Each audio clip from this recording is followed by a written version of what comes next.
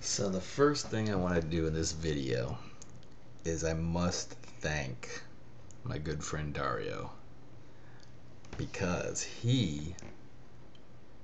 when I was making some of my first videos and I saw one of his videos and I made a response saying, you know, what do you do when you don't know how to do anything to survive on your own and not depend so much on civilization, if you don't have to. And he told me that you could easily pick up a book and see that there are plenty of things to eat right outside your door, that you don't have to hunt or fish. So today, now this is an old book, but today I received an older copy of Complete Book of Outdoor Survival.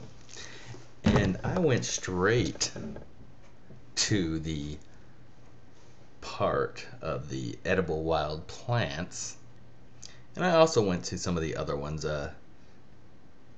things that you would never even think, just think that you'd be able to eat. But yeah, so I went to this and I found that, the dandelions that grow out and that people try to kill in their yard because they want their grass to look good is something that's edible, the roots. And I was amazed at all the things that he was right. I could survive practically a year. I doubt it. I'm exaggerating a little bit. But I have a pine tree right outside my door. You can eat, not the bark, take the bark off and then take a knife or something sharp and, scrape the inner bark off. And that's very edible. The pine needles are edible. I mean, realistically, I could survive a long time on that. Yeah, I was just amazed at all the things right outside my door that I have. And I mean, it even gives you areas of the country. So I'm in this area here where it's green. Yeah, it gives you areas where those things grow. And I've recognized quite a few things in this book that were right outside. Another thing I thought was pretty interesting. I mean, I guess if you have a mind that works that way, some of this is common sense. But look what they're using for like hooks. They're using the paper clip and like a bird's claw here and a nail and a needle just to make little homemade hooks. And they show you how to make traps. I know many of you out there are vegetarians, which is fine, but I think, tell me if I'm wrong, but I think if you're hungry and you're going to starve to death and, it's a choice between, you don't know, you have no, you're literally going to die. I mean, you need something to eat. I don't think you would not eat animals. And, another thing they have in here is insects.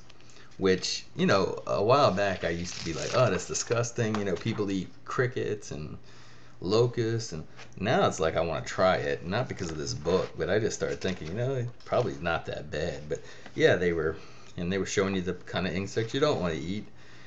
And what else? There was something else I found that was pretty interesting. I mean, it even shows you, it's pretty disgusting.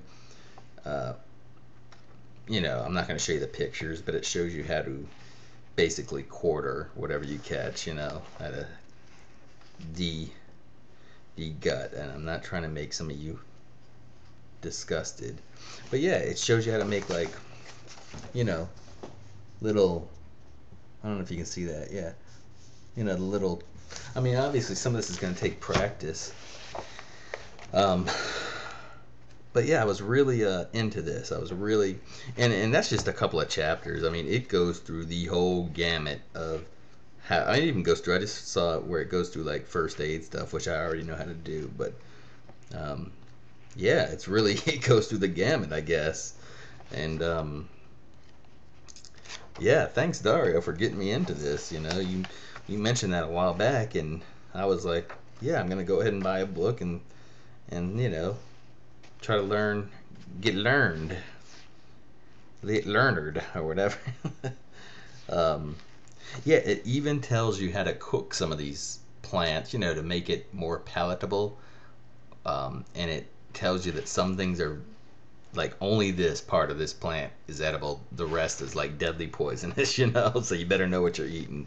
It also gives you a warning, if maybe you should take a course or be a botanist before you start trying to tell the difference between two plants that may look alike, but one will drop you to the ground and the other one is edible. So yeah, really good book so far that I've read, and you know, hopefully my neighbors won't think I'm crazy next year when I'm on the ground gnawing on a dandelion. They'll probably call the crazy police if they see me doing that, but I'm planning on, I'm gonna try some of this stuff out. And I mean, what's really fun, not funny, what's really good is it even tells you, like, yeah, this is loaded with vitamin C, this is loaded with vitamin A, this little thing is full of protein. I mean, just really, really good stuff. All right, that's it for my survivalist video.